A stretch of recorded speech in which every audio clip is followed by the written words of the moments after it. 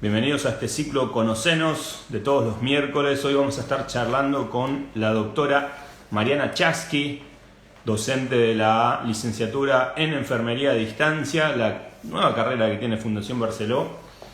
Así que vamos a estar conversando con ella. Enseguida nada más la vamos a sumar al vivo. Mi nombre es Luis Ramírez y pertenezco al área de promoción educativa de Fundación Barceló. Le doy la bienvenida a este vivo. Hola, Y ¿cómo andás, Luis? hola Mariana, ¿cómo estás? ¿Cómo andás? Bien, bien. ¿Se escucha bien? Sí, te escuchamos muy bien. Le pedimos Bueno, a la gente que está en el vivo con nosotros que nos dé un like, para ver si se escucha bien, si se nos ve bien. Estaría buenísimo. ¿Sí? Así que bueno, muy buenos días, buenas tardes nuevamente a todos. Gracias por acompañarnos, por estar con nosotros cada miércoles a las 12 del mediodía en este ciclo de charlas Conocenos, en el que tratamos de contarte experiencias, ya sea de graduados, de docentes, de Fundación Barceló, para que puedas conocer un poco más lo referido a estudiar en nuestra casa de estudio. Cuento también que tenemos tres sedes, una sede en Buenos Aires, otra en La Rioja y otra en Santo Tomé Corrientes, donde estoy yo actualmente, desde el vivo, digamos, ¿no? Y Mariana, que está en Buenos Aires. Bueno, la voy a presentar. Mariana es licenciada en psicología, es doctora en psicología y es docente de la licenciatura en enfermería. Hola Mariana, ¿cómo estás? Gracias por acompañarme. hola, ¿cómo estás? Y un orgullo, la verdad, ser docente de la carrera, la verdad que es una alegría. Y también una alegría este momento. Buenísimo, gracias por estar con nosotros en esta ocasión. Estaba adelantando mientras te sumábamos al vivo que vamos a estar charlando con vos sobre esta cuestión que tiene que ver con la comunicación en el rol del enfermero, ¿no? La importancia que tiene la comunicación en el rol del enfermero, que en nuestro caso es una carrera nueva que hemos lanzado hace menos de un año inclusive, Sí. así que es todo nuevo. Bueno, para arrancar, una pregunta como introductoria, ¿no? Sobre el tema, y es esto que tiene que ver con qué es la comunicación, ¿no? ¿Cómo podríamos llegar a definir este término que es, que calculo que todos sabemos de qué hablamos, pero por ahí a veces cuesta una conceptualización, ¿no? Claro, sí, a veces damos por entendido y eso es uno de los grandes riesgos de la comunicación. Comunicar implica compartir, poner en común, intercambiar, y cuando entonces pensamos en la acción de comunicar, pensamos en ese momento donde vamos a compartir con otras personas lo que pensamos, lo que sentimos, lo que necesitamos, y también, digamos, va a tener que ver con las posibilidades de difundir, de transmitir. Esto es la comunicación. Pero bueno, te decía recién que el gran riesgo es creer a veces que cuando comunicamos nos entendemos. Lacan, un psicoanalista muy famoso, decía que la comunicación no existe. Bernard Shaw decía, que era un dramaturgo y un crítico, decía que el gran riesgo de la comunicación era cuando teníamos, digamos, la idea de que lo habíamos logrado, que ese era el gran problema. Entonces, la comunicación es compleja y por eso es tan importante hacer, digamos, foco en la comunicación, sobre todo en los ámbitos de salud.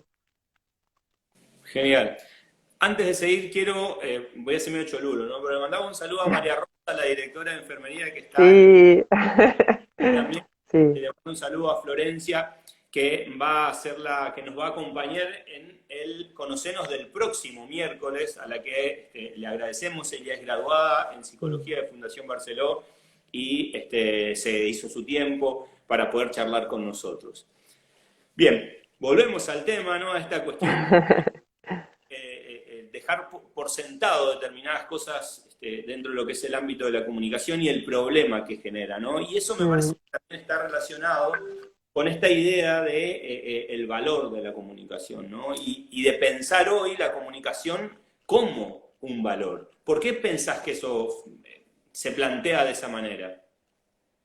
Bueno, somos seres sociales y todo el tiempo estamos comunicando, aunque creamos que no, comunicamos no solo con el lenguaje verbal y el escrito, sino con los gestos, con todo lo que tiene que ver con las actitudes, con los silencios, con los tonos con los que decimos algo, con la puntuación que le damos a lo que escribimos o a lo que hablamos. De hecho, hoy en día que hay tanta comunicación y que parece que la gente estuviera muy comunicada, es muy común también ver los malos entendidos que se generan con la comunicación, por ejemplo, con los mensajes de WhatsApp. Quien lo lee le da una puntuación y una entonación que quizás no es la de el que emitió ese mensaje. Así que es importante porque en lo que hace fundamentalmente, te decía el tema de la salud, los ámbitos de la salud, es muy importante que la comunicación sea una comunicación asertiva, que sea una buena comunicación. Bien, genial.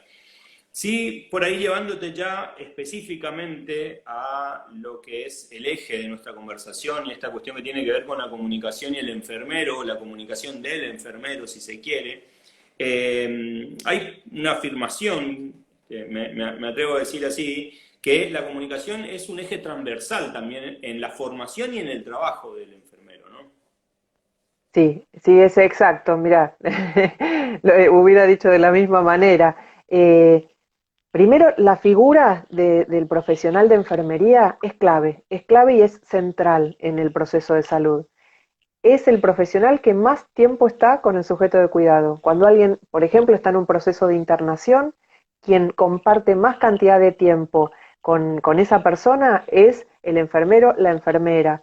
Y entonces es clave porque todas las acciones que va a desarrollar, en las cuales va a interactuar con esa persona, van a estar mediadas por la comunicación. Con lo cual uno diría que a lo largo de toda la carrera hay muchas destrezas, muchos conocimientos, muchas cuestiones absolutamente técnicas de la carrera que van a ir consolidando, a ir incorporando, pero en donde la comunicación va a estar presente en todas, porque de una buena comunicación se aceleran o se agilizan los procesos, se promueve en realidad que esa persona diera mejor a un tratamiento, o todo lo contrario, o se empieza a complicar y se empieza quizás dentro de esos malos entendidos a generar situaciones de choque, de malestar, que lejos de ayudar van complicando toda la función profesional. Entonces, sí, sí, es un eje absolutamente transversal, atraviesa todos los contenidos de la carrera y además es constitutivo del rol profesional que realice, digamos, como profesional, cómo construya ese rol. Bien, también retomo algo que decías sobre esta cuestión de los supuestos, ¿no? Inicialmente cuando hablabas de la comunicación en general, digamos, ¿no? La comunicación humana, ¿sí? Sí, Interpersonal. Pero digo, esos supuestos cobran mayor importancia cuando están siendo presupuestos en la comunicación del enfermero, ¿no? sí, sí, es muy importante que justamente que no haya lugar a esos malos entendidos y una forma, quizás a veces en la que se puede despejar es eh, preguntándole a la persona, a ese sujeto de atención, bueno, ¿qué entendiste de esto que te explicó o el médico? ¿O qué entendiste de esto que te acabo de explicar? ¿Cómo tenés que tomar la medicación que recién quizás le enseñaron o le dijeron cuál era la forma en la que tenía que tomar esa medicación?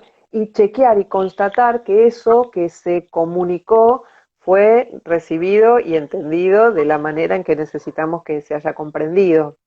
Ujú. Bien. Con una simple pregunta, ¿no? O con una simple repregunta, quizás se puede hacer Sí, un aporte. sí, sí.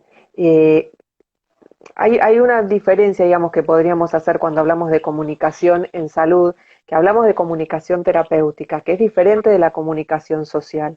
Esa comunicación está centrada en la figura del sujeto de cuidado. Entonces, si bien obviamente en la comunicación esta interacción y el enfermero o la enfermera va a comunicar y va a hablar, algo que es muy importante es la capacidad de escuchar. Y eso es algo a resaltar, que en la construcción de esta, o en el fortalecimiento de esta destreza, de esta habilidad para comunicar, es muy importante la capacidad de escucha que uno tenga de ese sujeto de atención. Entonces, en estas repreguntas, como vos decías también recién, en esto uno va decodificando si lo que es necesario, digamos, por ahí como información primordial para esa persona, si lo ha comprendido. Muchas veces las personas tienen dificultades para decir que no entendieron y a veces los profesionales quizás digamos, porque o quizás no estamos focalizando en ese concepto, se habla con términos que son muy difíciles para que la otra persona comprenda, porque son términos técnicos, sobre todo en el ámbito de la medicina, de la enfermería, hay nombres que son complejos y quizás uno los tiene naturalizados y le parece que no son difíciles de comprender, y entonces al transmitir esa información, quien recibe la información, ese sujeto de cuidado, tal vez no comprendió verdaderamente lo que tenía que hacer o qué era lo que le estaba pasando, cuál era su dolencia, su patología. Y bueno, esas repreguntas, el escuchar al otro, ayudan a que podamos agilizar esos procesos y también ayuda también a disminuir el nivel de ansiedad del sujeto de atención. Imagínense si a uno le dicen un montón de palabras complejas, uno no sabe si eso implica gravedad, si es, digamos, qué es lo que le está pasando. Entonces esa comunicación ayuda justamente a que ese proceso digamos, de acompañar a ese sujeto en su proceso de enfermedad, atravesarla y, y recuperarse, sea mucho más beneficioso. Bien, voy a volver ahora en lo que respecta a las cuestiones que tienen que ver con las destrezas, pero me parece también interesante recalar en esta cuestión que tiene que ver con la comunicación terapéutica, ¿no? Y por ahí, Ujú. más desde el punto de vista de la comunicación, te meto, digamos, en otra área que es el de lo psicológico, digamos, para que nos cuentes qué importancia tiene, digo, ¿no? Voy a recrear una situación, digo, un paciente en una situación, no importa cuál sea, digamos, ¿no? De enfermedad, que viene, el enfermero habla, se comunica, inclusive hasta, ahora es más complicado, digo, pero hace un tiempo atrás te apoya la Mm. mano en el hombro, digamos, esa comunicación no verbal y ese acompañamiento, a veces inclusive con el silencio, me imagino que debe ser sumamente importante, ¿no? Sí, y la clave de todo esto que vos estás mencionando es un concepto fundamental que es el de empatía. Exacto. Esto es fundamental, digamos, no podríamos pensar ni el rol del enfermero o la enfermera sin la empatía, no podríamos pensar el rol bueno, de ningún profesional de la salud sin la empatía, y no podríamos pensar la comunicación terapéutica sin que el eje directriz de todo sea la empatía. La empatía como ese, bueno, habitualmente se dice ponerse en los zapatos del otro, pero entender centrándose en esa persona. Antes yo te recalcaba esto de que en la comunicación terapéutica el eje estaba puesto en el sujeto de atención, porque, a ver, tomando, vos decías así, situaciones X, una persona angustiada, asustada porque está internada, o digamos, porque sus mecanismos de defensa le hacen mostrar ese temor con enojo, eh, puede reclamar, y esto en el hospital, digamos, uno permanentemente va escuchando la queja de algún paciente que dice, llamo y no viene la enfermera y hace rato y no me dan bolilla y no, bueno, desde el lugar del profesional de enfermería, si uno lo pensara más en una comunicación social, en donde estuviera tanto en importancia una parte como la otra, podría respondérsele, bueno, pero no sos el único paciente, yo estoy muy atareada, somos pocos los enfermeros que estamos en la sala, ustedes los pacientes, hay muchos pacientes, lo tuyo ahora no era importante, estoy atendiendo a alguien que está con una situación de mayor gravedad. Bueno, esa forma en realidad no agilizaría o no ayudaría o no sería beneficiosa. Si lo centramos desde una cuestión de empatía y desde enfocarnos en la situación de ese sujeto de atención, tal vez lo que simplemente se puede preguntar es bueno, qué es lo que le está pasando, cómo se siente y explicarle que en determinada cantidad de tiempo van a ayudarlo a resolver esa situación o van a poder estar, digamos, para esa persona el tiempo que necesite para resolver lo que necesita.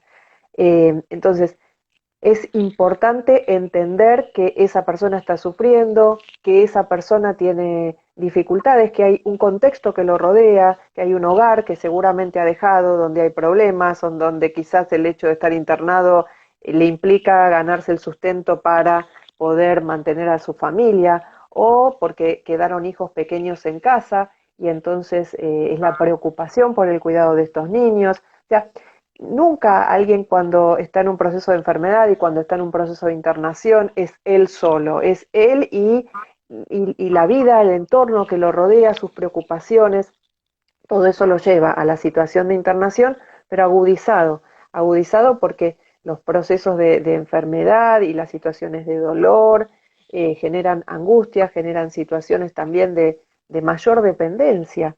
Entonces, a veces en esta demanda a ser escuchado o a reclamar alguna cosa, se esboza esa situación de dependencia y ese temor en realidad.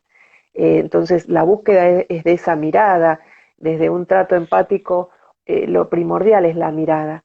Es no solo que la persona sienta que nos importa, sino que verdaderamente nos importe, porque eso no es algo que uno Sí. pueda, digamos, disimular. Y no requiere tampoco de mucho tiempo, porque verdaderamente el trabajo a veces está muy recargado de mucha cantidad, digamos, de obligaciones, y no se trata de sentarse a hablar horas con esa persona, sino que eh, fijar, digamos, la atención que esté puesta en ese momento, una atención con la mirada concentrada en lo que esa persona está planteando, escuchar a esa persona desde preguntas abiertas. eh, a veces en el apuro uno busca, ¿no? De decir, bueno, estás bien, ¿no? Y eso tendría un sí o un no, o es una pregunta cerrada. La pregunta no abre a la comunicación. En cambio, ¿cómo te sentís? Contame cómo pasaste la noche. Te noto un poco preocupado. Sí, También la distancia que uno crea, ¿no? sí, sí. Claro, por eso con esto de la distancia es importante, porque uno tiene que crear cierto espacio de intimidad. Intimidad me refiero al respeto. Si uno está moviéndose todo el tiempo mientras se comunica con esa persona, también digo, le hace pensar que no es muy importante lo que está diciendo esa persona. Si, por ejemplo, uno no es respetuoso también en la forma de comunicarse, y por respeto me refiero a hablar de esa persona como una patología, no sé, el cáncer de la cama 4 o el molesto o la molesta de la cama 8. eh, No no tener estigmatizar. claro, no tener el cuidado de, o sea, como perderlo de vista como sujeto, como persona, ¿no? No nombrarlo por su nombre, no llamarlo por su nombre, o hablar de esa persona como si no estuviera presente, que a veces, digamos, se habla como si no escuchara, como si no estuviera escuchando que se habla acerca de su patología, de lo que le ocurre, hablar, como te decía antes, en términos complejos. Todo eso hace que esa comunicación pierda esa empatía con ese valor humano de ponerse en el lugar del otro y de entender que es un momento de angustia. Al igual que cuando minimizamos, ¿no? Bueno, no debe ser para tanto, fue un pinchacito, fue... Más allá de que por ahí en la misma situación cada uno lo sintiera diferente, es importante respetar la vivencia, no intentar cambiar a esa persona. Los sujetos de atención vienen, llegan con sus personalidades, con sus mecanismos de defensa. Bueno, no los vamos a cambiar. Se trata de hacer que ese momento sea lo mejor posible para esa persona y que se lo pueda acompañar en su proceso de cura o de atravesamiento de esa enfermedad, bueno, si no pudiéramos hablar de una cura. Genial. Le cuento a la gente que se está sumando al vivo que estamos hablando con Mariana Chasky. Ella es psicóloga y es docente también de la carrera de licenciatura en enfermería. Estamos charlando con ella sobre el valor que tiene la comunicación en el rol del enfermero el enfermero como personal de salud que está más tiempo con el paciente, eso me parece que está, o sea, hay que asumir eso para otorgarle aún más valor a esa comunicación que está en juego todo el tiempo, digamos, ¿no? Para el enfermero y para el paciente, y cuán importante es para el que está ahí, digamos, en una situación complicada, ¿no?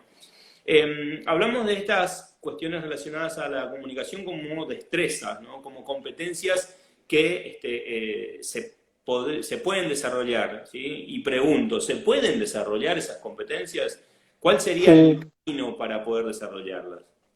sí, primero hacer foco en esto, o sea, tenerlo como un eje directriz, vos hablabas de la transversalidad a lo largo de la carrera, en cada temática tenerlo en cuenta, y después digamos, se ayuda con estrategias de roleplay, o sea, simulando estas situaciones, tratando de imaginarse cómo uno resolvería esa situación e ir incorporando esas estrategias, bueno, algunas chiquitas de las que decíamos recién, ¿no? Son algunas de esas cuestiones. Y en la práctica, en todo lo que sean las prácticas profesionales, tener en cuenta y en cada una de esas situaciones reflexionar sobre esas interacciones.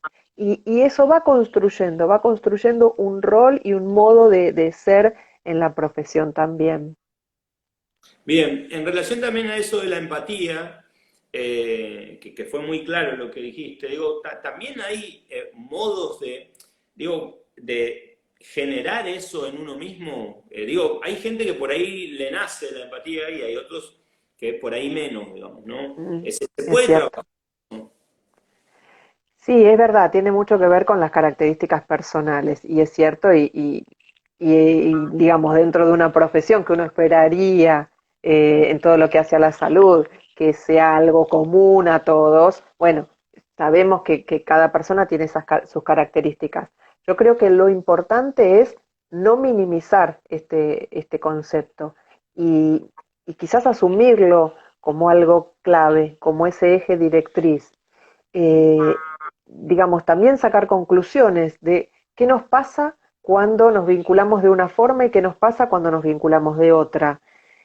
Y verdaderamente, cuando una persona en situación de enfermedad hace un buen vínculo, nosotros solemos hablar de transferencia en psicología, cuando hace un buen vínculo con la persona con la que, digamos, pasa más tiempo y que muchas veces es quien digamos, lo clave es que va a ser quien va a poder detectar qué necesita esa persona. Entonces, también va a ser clave para el valor de la interconsulta. En el hospital, por ejemplo, la mayoría de las veces, cuando yo recibo una interconsulta digamos, ir a alguna de las salas, para ir a ver a alguna persona que está internada, en general surgen de enfermería, porque son los profesionales claves que pueden identificar si está angustiado, si necesita hablar con algún profesional, si necesita resolver algo que sea del área de servicio social.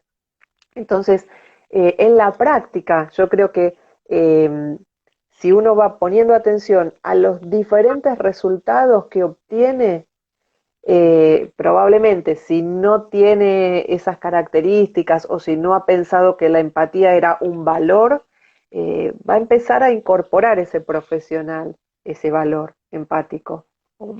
Por lo menos va a intentar poner en juego algunas de esas estrategias. Pero la clave es el interés. Yo creo, Luis, que esa es la clave de todo. Cuando hay un interés realmente y la profesión es una profesión que te gusta y que sentís que lo haces porque es tu profesión y es donde vos querés estar en ese momento, es difícil que no vayan de la mano la empatía, el interés, la preocupación por el otro. Probablemente, digo, si no, se hubiera estudiado otra cosa. Así Sí. que Tiene que ver con el compromiso con la profesión elegida, ¿no? sí, Tiene que sí, ver sí, sí, con- realmente sentirse que esa profesión te representa y que es lo que querés hacer y que te sentís bien, digamos, desempeñando esa profesión, más allá de las dificultades después o las lógico. cuestiones laborales con las, digamos, que se puedan presentar, pero que vos sentís que ese es tu lugar, digamos, tu profesión es esa y te sentís honrado con esa profesión. Ujú. Bien, También hablabas, y retomo, digamos, este tema, el rol importante que juega la escucha activa, ¿no? Y cómo Sí. puedo, a partir de esa escucha activa, imagino, ¿no? No soy personal de salud, pero obtener información que por ahí pasa superficialmente y si no estoy prestando atención no la voy a poder obtener. Sí, o si hablo mucho. Por eso te Ah, decía que a veces el hecho de hablar uno mucho, que también son mecanismos de defensa que tenemos los profesionales, ¿no? Alguna situación que angustia, vemos a un paciente en una situación compleja o en una situación de vida compleja, y a veces ese intento de reconfortar al otro se llena de palabras, muchas palabras, entonces uno le da ánimo, lo estimula, le dice, no, que tiene que tener que ser positivo, es obtura en realidad, obtura y no hay posibilidad de despliegue de lo que le pasa a esa persona. Entonces, quizás, y no es tan sencillo, la cuestión pasa por poder soportar, digo, en el sentido de ser sostén, de ser soporte, poder soportar esto que puede decir la persona en ese momento, que puede decir ese sujeto en ese momento. Eh, y para eso también tenemos que estar preparados. Yo sigo pensando que los espacios de terapia,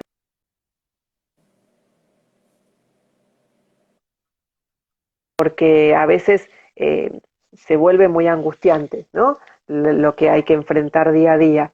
Y ese es un espacio mm, un espacio donde uno puede como renovar energías, digo para los profesionales. sí. Pero la cuestión para poder saber de ese sujeto, de esa persona que estamos escuchando, es esto que decíamos antes, las preguntas abiertas, que pueda expresarse, y si puede expresarse y puede hablar de sus sentimientos, eso ya es absolutamente terapéutico. Y eso puede dar lugar a que si entonces se considera que es importante la intervención ahí del otro profesional, de un profesional, no sé, de un psicólogo, que se pueda hacer esa interconsulta y ese pedido. Pero muchas veces esa cantidad de palabras, que sería como lo opuesto a esa escucha activa, tiene que ver con la propia angustia somos seres humanos y nos angustiamos, y ni que hablar, digamos, en todo este tiempo bueno, que hemos pasado en relación a la pandemia, con situaciones nuevas que no conocíamos. Bueno, la angustia también nos atraviesa a los profesionales. Y bueno, a veces son recursos, pero recursos que lamentablemente obturan y cierran la comunicación en lugar de abrirla. Genial, buenísimo. Tomo algo de eso para contarles a la gente que está conectada con nosotros que cuando charlemos con la licenciada en psicología el miércoles que viene, ella está realizando un trabajo sobre esta cuestión que tiene que ver con el cansancio, con el estrés del profesional de salud en este momento tan complicado que vive el mundo, ¿no? Ya no solamente la Argentina o Sí. Buenos Aires, es el mundo, ¿no? Y a veces parece que cuesta que tomemos la dimensión de que se paró el mundo, ¿no? Con esto. Bien, voy a ir en un tema un poco más comprometido, si me permitís, Mariana. Y tiene que ver con esto de cómo manejar el tema de la verdad y la mentira con el paciente, ¿no? Seguramente si el paciente no se anima a preguntarle al médico, a hablar con el médico, va a preguntarle al enfermero, ¿no? ¿Y qué es mejor? O sea, que si la respuesta es un diagnóstico negativo, digamos, y que seguramente va a hacer que lo afecte psicológicamente, o sea, se va a bajonear. ¿Cómo manejar eso? ¿Qué es mejor? Bueno, siempre la verdad, digamos, es un derecho de los pacientes. De todas maneras, el abordaje de lo que es la comunicación, lo que se llama de las malas noticias, también se consensúa con todo el equipo de salud. Y hay una forma, por supuesto, hay como especies de protocolos de comunicación de estas noticias que son tan difíciles. Te diría que la clave cuando se comunica un diagnóstico, cuando se le va a dar una información que quizás pueda tener un impacto absolutamente fuerte para esa persona, es saber cuánto esa persona quiere saber sobre lo que le está pasando. Y ahí nuevamente es no dar por supuesto que alguien quiere saber todo, que alguien quiere saber, digamos, en detalle lo que le pasa o que alguien quiere saber cuál es el pronóstico o a veces, digamos, son procesos de construcción en donde se va avanzando por etapas.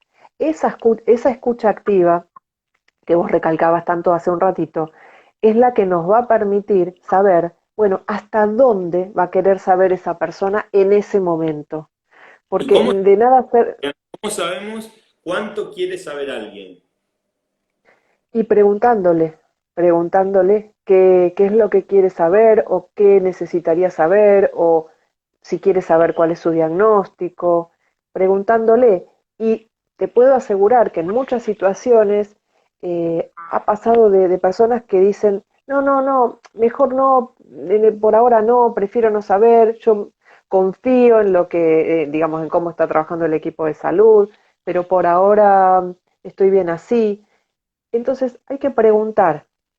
Uno si no, le lanzaría un montón de información que quizás esa persona no puede procesar. Y de todas formas, siempre el proceso de dar esas informaciones son graduales porque toda persona cuando recibe un diagnóstico complejo tiene una situación de shock inicial. Entonces, hay mucho uno no entiende.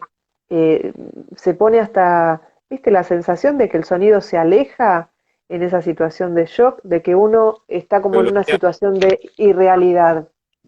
Entonces de nada serviría ahí toda una explicación súper extensa, porque no es información que pueda procesar de golpe. Entonces se va a ir trabajando con el acompañamiento de todo el equipo de salud y hablando, o sea, que cada integrante de ese equipo de salud cuente con esa información, porque también es algo importante que la información que se transmita sea una información que sea la misma, digamos, que haya un consenso de cómo se le transmite. Si no, empieza a crearse más angustia, porque uno me dijo una cosa, el otro me dijo otra, o digamos, o la forma, empezamos como a deformar a veces esa información, le agregamos un pedacito de algo que nosotros desearíamos que pase.